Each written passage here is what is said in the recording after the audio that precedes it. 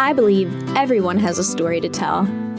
And I believe everyone deserves a little pampering. Welcome to Mannies with Grannies. I'm your host, Tiffany Marino. Join me while I sit down with a woman over 70 and get to know her while giving her a manicure. Cindy, thank you for having me in your house today. You're welcome. So excited to be here. I got a little nervous when we were driving here. I looked at the address beforehand, but I didn't realize how much into the woods we would be driving. And we just kind of kept getting more into the woods and getting on smaller roads and then on a dirt road. And I said, Dan, are you sure you put the right address in? Because he was driving. And, luckily we saw your house number when we pulled up and it was the right number. But wow, I love the setting of your home. How did you find this home? It was a camp, and my husband lived up on the road up there, his family, for a short time. He used to walk up through here and stop and talk to the gentleman that lived here at the time. He really liked him and everything. Then when we got married, they were an older couple, and they sold it. They were going to sell it and go back to Katanning, where they were from. And so my husband and I bought it in August, and then we got married in October. He worked in Erie at the time and came on weekends and stayed here. So, did you move in before you were married? No. Don't do that back then. Proper lady. Yes. He was my high school sweetheart. Do you remember exactly how you met? He didn't always live here. He moved here when he was in 9th grade, I believe. And I'm 2 years younger than he is. So I wasn't allowed to date at that time yet. But he used to walk me home from school. And he played basketball, and I was a cheerleader. And, we were off and on through high school, but then got serious after that. What's your husband's name? Les. And he's a Vietnam veteran. What was that like when he had to leave for the war? That was awful. He was drafted. We weren't married at the time yet. I was still in high school. And he was only there for probably 4 months and got wounded. And they took him to Japan and then down by Philadelphia to Phoenixville, actually. There was a hospital, and I went down with his brother and sister-in-law to see him at the time. That was quite an experience for a person my age. I was like 16 to go and see all those soldiers from such a bad time in our life, They were all happy. I said to my husband, why are they so happy? They're racing wheelchairs and doing. He said they're just glad to be out of there. Wow. Yeah. Do you remember how you found out that he was injured? I was working part-time after school at the grocery store, and I came home, and my mother said, I have some bad news. Les got wounded. I said, I know. She said, how did you know? I said, because I haven't heard from him in a long time. I just knew something was off, knew something was wrong. How did she find out? I think my to-be mother-in-law had contacted her. They lived in Erie. They had moved back to Erie at the time. And it was a long time before she even knew where he was, contacted the Red Cross and everything, and they couldn't find out where he was or how badly he was wounded. It was quite a scary time for all of us. And then finally she got a letter from him that said where he was. And he's had problems with that his whole life. He got shot in the upper leg, through and through, gunshot wound. But afterwards, he had trouble with his whole leg. He wears 2 leg braces now, but still gets around, never stops. Can't stop him. Wow. How did you feel when you knew that he was in the hospital? I wanted to go right then, but he was in Japan. And so as soon as he got to Phoenixville, I think his oldest brother went down first. And then his next oldest brother, Ed, called and said, do you want to go down and see Les? And I said, oh, yes, please. And my parents said, you can go with them. And so it was probably after he was there about a month or so. We were there for my job and we were down there for a convention. And my husband, we went, and he said, I've got to go see if the hospital's still there. And he went, and it's now a Christian school in Phoenixville. Isn't that something? Yeah. It was really weird. He fought the government for years to get disability. He only got 10% disability for that. Wow. Yeah. That's unbelievable. Yeah. And finally, I don't know how many years ago, our boys were grown and married and gone. He received 100% disability at that time. And he said, they must have found out I'm going to die. That's the reason they gave it to me. I said, we weren't supposed to have it then for some reason. So That's a way to look at it. yeah. Yeah. Our oldest son wanted to go in the military. My husband wasn't too thrilled about that at the time. That's all he ever wanted to do. And he joined the Army and was in the 10th Mountain Division for 5 years. Remember the story, Black Hawk Down? Yes. My son was one of the ones that went in to help rescue those people. Yeah. Wow. Mm-hmm. Wow. Well, Yep. thank you to your husband and your son for their You're welcome. amazing service. Yeah. That's incredible. Yep. So I heard that you have a pretty interesting career history as well. Tell me about that. Okay. When I first got out of high school, I was hired by Bell Telephone in Warren, worked there for probably 2 years. Then we started a family. Our oldest son was born, and I went back just part-time to fill in for like lunch hours and breaks. And my husband worked second shift, so it worked perfect. I could get home and he could leave for work. And then that building burnt at 239, I think it was, Pennsylvania Avenue. And they moved that office to Bradford. So that was too far to drive, so I didn't go back to work there anymore. Just did part-time jobs. I wanted to be a stay-at-home mother, and I was. 5 years after Lee was born, our next son, Jay, was born. And my husband worked at Rexnord for a long time. And so we had to make concessions for that, being a single income family. But we did it. We raised a garden, and I canned, and, all that kind of stuff. And I did part-time jobs. I babysat. I audited books for the township. We live in Deerfield Township. And that was enough to pay our taxes every year, that kind of stuff. After that, when my youngest son, Jay, was in kindergarten and our older son was in school, a good friend of mine and I started a preschool in Tidiute, one of the first ones to ever be here in the county, actually. Was at our church. We had 2 sessions, 3 days a week. I'm not a teacher, but she has a teaching degree. I am good with music and good with kids, so it was a perfect match for us. I did that for 7 years. She did it for 9, and then we sold the business. Oh, wow. Yeah. So you saw that need in the community. We did, and we were both very gung-ho on education. We studied Montessori and all those different teaching methods, and in Erie, and we tried to do that with our preschool.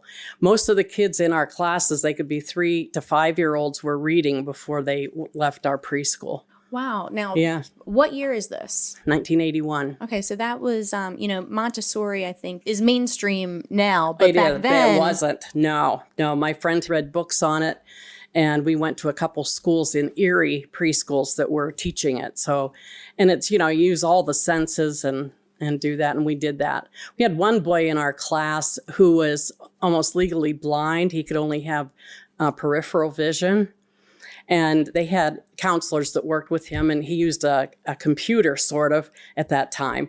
They said, we don't know how well he can see. Watch him and see how he does. And we were sitting for story time one day, and he looked down and picked up a bug off the floor. So we knew he could at least see that. He was an amazing student, really great kid. Now, at that time, were there many other women business owners in the area? No, not a lot. So how did you and your friend decide that this was something you even could do? Well, we researched it. Like I said, the ones in Erie. We both attended the Presbyterian Church in Tidiute. We went to council and asked them if we could do that. And they were all very helpful. They just charged us a minimal amount, just like for electric, and they were wonderful for that. And we had full classes and a waiting list even. And so it worked out really well. After that, we sold that. And incidentally, while I was working there in the summer, in the spring there, would go to work at the bank after working at the preschool 3 days a week. So I had worked at the bank at one time too as a teller. And so when I left there, I worked more hours at the bank, and my kids were getting older. And I used to pay one of them, the oldest one, to babysit, and I paid the younger one to behave. Well, they used to call me, he's hitting me, he's fighting with me, or whatever. So I think that's some good parenting advice. it really worked. After I worked at the bank, we saved enough money. We drove to Seattle to visit my husband's relatives out there in an Escort station wagon with an 8 and 15-year-old. That was quite a trip, let me tell you. We camped our way. We had a tent, and we'd stop at a roadside and we'd say 5 laps around the parking lot to wear off some energy. But we got to see much of the country and got to visit them. It was really an amazing trip. After I did that, let's see, what did I do next? It's hard to remember. Well, I wanted to ask about selling the business. Mm-hmm. That's a pretty big deal. Yes. How did you know what to do to be able to sell the business? We talked to a small business. I don't know what the name of it was, but it was through the government. Mm-hmm. And we paid taxes and all that the way you should have done at the time. And they gave us an idea of how much to charge. And they got all of our equipment. A lot of it was homemade. A lot of it was bought. Mm-hmm. And then we sold it to another gal that was from our church. Mm-hmm. And she hired another person. And it went on until the school incorporated pre-kindergarten classes, and then they went free to the school. So it was closed at that time. I don't remember the year, but what was it called? Country Church Preschool. Okay. So then after you sold the preschool, then what? And then a guy came in here and started I was real big in trying to save our school here. I was one of the original people on that committee. Mm-hmm. I'm not opposed to consolidation, but as you know, there's no good roads from here to anywhere else, either Youngsville or Warren. And if the bus would wreck on those roads, it would take a huge amount of our kids. So it wasn't safe. Went to Harrisburg several times with all kinds of different things to do a charter school. Mm-hmm. We were going to try that, and that was a little difficult to do because that was relatively new at the time. Our school was built and donated to the community by the Hunter family, which was a big oil and lumber guy back years ago, has a big mansion up the street, or used to. That was a savior for us because they said it would always belong to the community, and that was in the deed, so that Warren County School District could not get a hold of the building. But they took everything out of it they could. But anyway, that was a big thing, and my kids were in school here, and they do a phenomenal job. Kids leave there and go to college and have no problem, as my kids did, and my granddaughters did. So, it's a pretty good school, still is. So while I was doing that, this guy came in at the time and wanted to start a newspaper, and we hadn't had one for a long time here. And he did like a weekly newspaper. So I started working for him. Always wanted to get into journalism, but wasn't that great at it. At that time, remember I don't know if you knew anything about the Rainbow People? No. Well, that's a group of people that come to the Allegheny National Forest and have a big commune. They live there for a week or two. They have to get permission and permits. And of course, all the young people in our area were interested in that, as what my boys were. They were 16 and 9 at the time, and I didn't want them going there and hanging out. So I took them out there, out in the middle of the forest with my kids to show them what that was like. I mean, there was nudity and drugs and all kinds of stuff going on there, a medicine tent. And anyway, my oldest son said, "Mom, these are dropouts from the 60s. He said, "You got it. It's exactly what they are." So he wanted to know, and I didn't want him going out there by himself. So I helped show them the curiosity of it. So yeah, the guy wouldn't publish the article, but I got to go out there anyway. Anyhow, he was a bad dude. He was here and he swindled money from quite a few people, including me. Who's that? The newspaper guy? Yeah. Oh. And he had some really good ideas and published the paper through Corey newspaper anyway. But anyhow, long story short, but So I got out of that. And the next thing, I went to work at the grocery store in the deli to earn back some of the money that I lost to this guy because I invested in one of his projects. Anyhow, while I was doing that, somebody called me and said, the guy in Tidiute is going to retire as a district justice. Why don't you run for that job? I said, I don't even know what a district justice does. I don't know either. Well, it's a small claims court. Okay. They handle citations, traffic. They handle civil up to a certain amount. They handle game law. They handle criminal just up to the arraignment part of it. Okay. And we can do weddings. We could have at that time. So I thought, oh, why not? That sounds interesting. I asked my kids and my husband, they said, go for it. So there were already 2 or 3 people running at the time. So I had to get 100 signatures, and you could cross-file that. So they got all the easy pickings in the towns, okay? So we started registering voters, and then I could go out and get the signatures. So I got the ones I needed. And I was against another gentleman and I to go against each other in the fall. And I was local and he wasn't, and I won. The only thing is, that was in November. And November of what year? Of 1992. And I had gone to the class to become a district justice, which is very intensified. I didn't know any of the terminology, none of that. And I failed the class the first time. Oh. I passed the essays, but I missed the cognitive questions by 3 points. Oh. I was elected, but could not sit until I passed that test. So they only do those quarterly. So I had to go back in February and retake the test. Passed at that time. Whew. Didn't go into office until my commission came until March.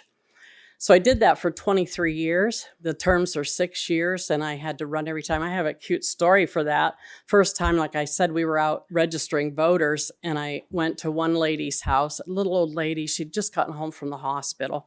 She was feeble. Her sheets were clean, but nobody had made up her bed. I said, I'll do it for you. And she said, no. I said, yeah, I'll do it for you. So I did. I made her bed and got her all comfy, and I left. And I looked her up on my list, and she wasn't even a registered voter. But I'd have done it anyway. So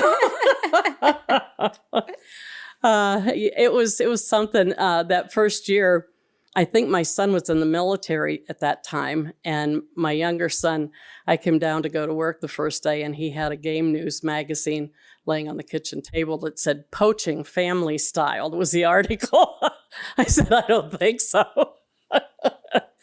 So it was an interesting job. I retired before my last term was up when I was 65, and I've been retired 8 years. And I did that because it was getting worse and worse, drugs and alcohol, and very dangerous, some of it. So that's one reason I left. So through your career, you saw a change in the types of hearings you had to preside over? Exactly, yeah. One other funny story, my husband's niece is probably 5'10", and she was a court stenographer. And district justices listen to preliminary hearings on criminal cases to see if there's enough to hold them over for the higher court. And she was the stenographer at this one hearing, and I don't even remember what it was for. And here she was all crammed up in that little stenographer table, and I'm at the judge's bench, and my feet don't touch the floor. So we didn't look at each other, or we'd have been laughing. My son brought a friend home from college. He went to Penn Tech in Williamsport for forestry. And he brought a friend home, and they went up to Farnsworth Trout Club. I don't know if you know where that is. I don't know. Well, they were fishing, and he didn't tell them where he could fish and where he couldn't, and the kid got a citation. So they come home, and he said he got a citation. I says, you get your checkbook out, you're paying half. You knew where they were, so... So did your son had to pay half the citation? Yes. You were very fair. I was. I tried to be.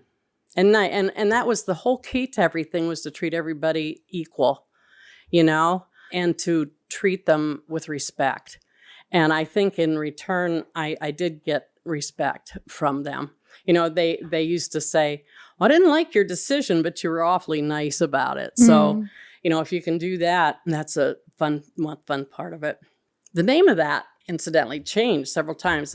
When I first went in, it was a magisterial district justice. Then it was a magisterial magistrate. And then before I retired, it was magisterial district judge. So it was a state position. All such fancy words. Yeah. I don't know what they mean. Yeah. I had to go back.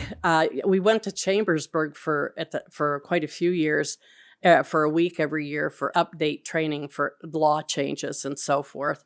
I'm not a lawyer. I never even went to college, but they wanted a person that was among the people that could be fair and just to them. And so I tried to do that.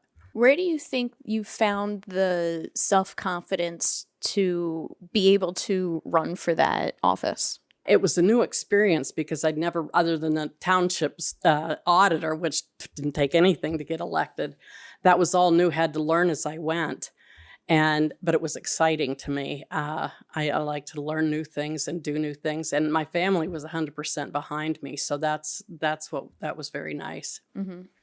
Were there many other women in those types of positions? Actually, there was. After I first got in, I just handled the Tiddiyute office, and I had 5 townships or boroughs in that area. And the North Warren office, Laura Bauer is there now, but at the time Ruth Mills was there, and she quit. She got mad at the judge. She was able to retire, and she did. So she was a super neat lady, and so I learned a lot from her. But the judge at the time sent me up there to fill in because I had the office with the least amount of work. I was grateful for him to do that because I learned a lot working in a busier office. I got to handle more things quickly.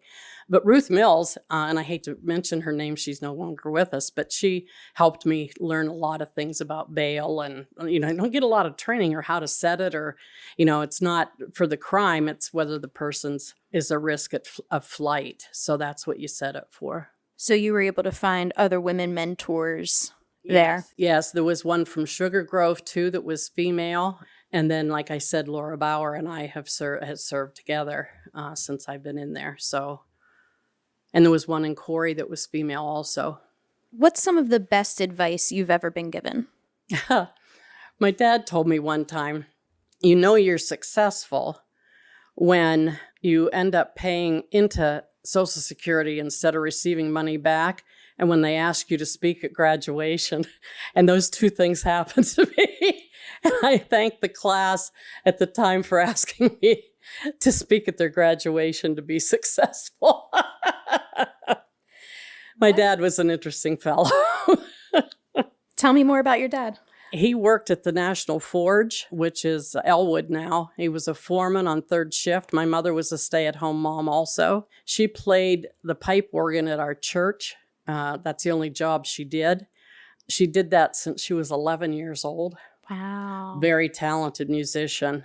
She learned to play because my grandmother took in teachers, and one of them for part of their board taught my mother how to play piano. Oh, wow. And then the people from the church took her to Warren to learn to play the organ. So that was pretty neat. But my dad liked to paint things. Okay. He had weird looking vehicles. He had one at the time when he died, and it was a truck that was black and had spider webs all over it and big yellow spiders. And he had a sign on the front of it that said Miss Muffet. So the bicentennial year in 1976, he wanted to paint our house red, white, and blue striped. My mother said no. Absolutely not. Mom had to be the voice of reason there. Yes. It's interesting. My dad's family, his grandfather came from maybe West Virginia. That was the name of the town. And he disowned his family. Never found out why. We weren't allowed to ask. Never did that. I don't know why. His one sister came to visit him one time, and he turned her away. He wouldn't see her. This was my dad's grandparents. Wow. His name was George, and his wife's name was Flo. He met her here, and I'm not sure. I think she was, I don't know what her maiden name was. But my great-great-great-grandfather was the first circuit riding judge in Warren County. Wow. So I found that out later. You brought it full circle. I did. Wow. My mother was, her mother was from, my grandmother was from Wisconsin. And I don't know the name of the guy, but someone left here and went to Wisconsin to either buy or sell timber and hired her as a bookkeeper. So she came here and rented a room from people by the name of Thompson, and she ended up marrying their son 6 months later. She went on her honeymoon on a motorcycle and sidecar back to Wisconsin on dirt roads. There's pictures of her with her hat hung down. I think I just got nail polish on your. Oh, it's fine. That's no problem. So, pretty interesting people anyway, Yeah. I can't imagine that honeymoon. I know. On the way back, they put it on the train and they came back by train, but she wanted to take her husband to meet her family out there. Yeah, that's nice. Yeah. I have an older brother that's 2 years older and 2 sisters that are younger than me. Mm-hmm. One's 9 years younger and one's 11 years younger. Did you help take care of them? I did. Mm-hmm. Yeah, very much so. I love kids. Tell me a story about growing up with your brothers and sisters. Well, I can remember playing with my brother, and we'd go up the street to a neighbor, and his name was Jerry, and we played cowboys and Indians at that time, And I came home, and I was upset because they weren't taking their deads when they got shot. And that man at one time later, Jerry, told a friend of his who had a speeding ticket, when you go in there, tell her that your friend saw me without my shirt on. I said I was 6. I was an Indian at the time. I knew exactly who it was. And back full circle, I have to tell you, that man that owned the newspaper that swindled people, and he did that from some old people, came before me in my court. Oh, wow. Yeah. And he came in and he said, I didn't know this is what you were doing. I said, yes, I am. And I said, I see that you're still doing what you do. And was it hard for you to stay fair in that situation? No, I just did like I would of anybody else. Told him I wished him luck and that he would change his ways, and that was it. I told my grandson a story the other day because some kids had gotten underage drinking. My grandson's 15, and he was upset about that.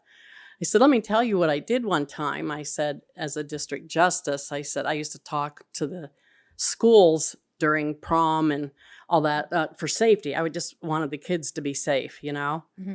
So I took goldfish, 2 of them, into the assembly, and I intoxicated one goldfish. He said, what'd you intoxicate it with? I said, vodka. I had permission from the principal. And the one fish would be just swimming around like they do. And once that kicked in, that fish zoomed around that bowl at like 100 miles an hour. And I told the kids, I said, that is just how fast the effects of alcohol can change you. The fish lived. I had him for several years. I didn't hurt him. Full disclaimer, no fish were hurt during this experiment. That's true. But it made a point, something that the kids would remember, hopefully. I mean, I think I wasn't even there, and I think I'm going to remember that. So even the people that had tickets or got in trouble, I would say to them, can't you use this money for something better? Something for your home or to pay another bill. You don't need to do this, So, and they'd say, well, yeah, I guess you're right.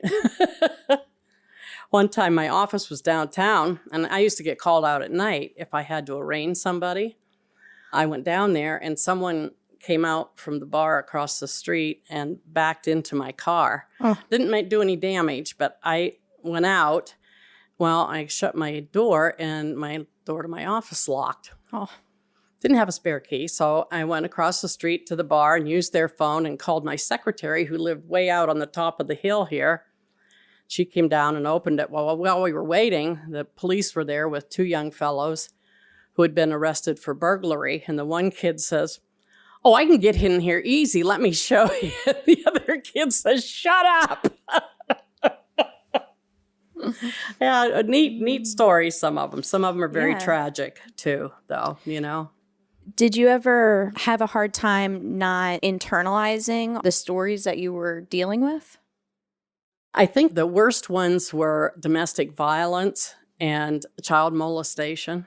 And those were difficult. And I only had to hear like the preliminary hearing, but they made those kids testify sometimes, and that was very difficult. That I did kind of internalize a bit. I had one bad case. A person was arrested for homicide, and the guy went to our church, and it had been a long time coming. It was a property dispute, and he got off. He was self-defense, but that was very, very difficult. That one was very difficult. I just had to arraign him, I didn't have to say innocent or guilty at that point, so. Do you think that your career kept your kids out of trouble? I really do, yeah. I think, of course, they knew better than to do that anyway, just because we didn't approve of that. And I think it did help. My youngest son, who was in college, said they used to try to see how many times they could get stopped and not arrested. Well, because they were always out spotting deer or checking out different kinds of trees in the woods or something like that, And I'm proud of my boys. My oldest son is the county game commission person who does food and cover for the deer and the other animals. He has a 2-year wildlife biology degree.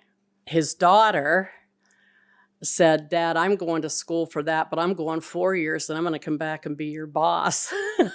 I love that. She says, "You go, girl."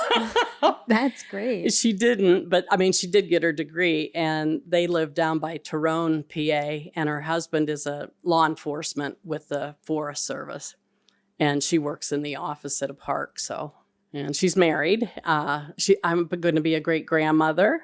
Wow. In November. How does that feel? Oh, I'm excited. Very excited. How old are you now? I'm 73. How old were you when you had your first son? 21. Do you remember how it felt? They put you out then. Do you remember how it felt when you found out you were pregnant? Oh, yeah, I was excited. I was very excited. I never got sick or anything. It was really great. I didn't have any problems. I went to work every day and at Bell Telephone, and it was pretty neat. Now, if I'd had Jay as a first child, I probably would never have had any more. He was a little Dickens, but terrible. What was your parents' reaction when you told them you were pregnant? Oh, they were excited. And my brother and his wife were expecting the same time. In fact, my son and his daughter were born the same day, 58 minutes apart. Oh, wow. Same hospital, same doctor. Wow. What? Yeah, that was really cool. At first, my parents thought I'd had twins, but I didn't. It was Your family kept that doctor busy that day. Yeah, they sure did. Gosh. Yeah. That's a small town story. Yeah. What advice do you have for young mothers? Just love your kids. Be truthful to them. How does it feel to be 73? Well, some days I feel older than others. I look back on it and, I've done a lot of things that I never thought I would do. Traveled more than I ever thought I would be able to. And so I'm very grateful, very, very grateful. What do you think is the key to a happy life? God, church. We made sure our kids went to that. And when my son was a senior in high school, oldest one, my husband and both my boys joined the church that year. It was very, very important to me. How did that make you feel? Grateful. And I was happy about that, yeah. And they both go to church still, so that's a good thing. You have to have something to believe in. You have to, and a lot of people on the drugs and alcohol is exactly what they're looking for, is something to believe in, something to make them feel better. And I think God's the answer. What do you think that does for people? What, the alcohol? No, having that The hope and the faith, Mm-hmm. Otherwise, what is there, Mm-hmm. And somebody had to make all of this,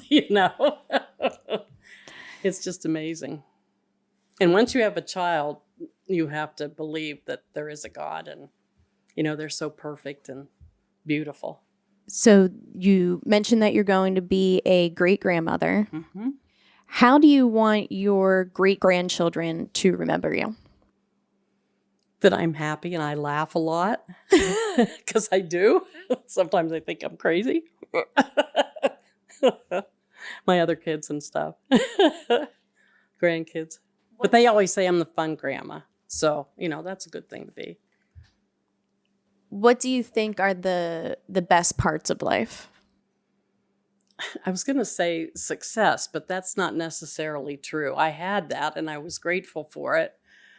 But I had a lot of times when we didn't have a whole lot, my husband and I and our children, and I was just as happy then. So, I think both parts of that are wonderful parts of your life. I used to take my kids up over this hill and pick apples to make pies. And how great is that? That's just very simple. So I guess that's what I think about. If your life was a movie, what would it be titled? Here Come the Judge. That's good. That's My dad would have said that. That's what your dad would have said. I like it. Would you like a sticker? Oh, sure. Okay, let's pick one out. And then I got to tell you one other cute story. Yeah, please. What do you think? Maybe one of these like black and white ones. Oh, with yeah. purple on the orange. Yeah. Okay. You just put it on one finger? Yeah. Maybe one on each hand. Okay. Let's do it on my ring finger. Yeah, that's what I like to do too. Yeah. What was the story? Well, one case I had, the Warren County Fair was in town, and of course the people that were coming here, and there was a person of short stature. I don't want to call him a midget, but that's what he was.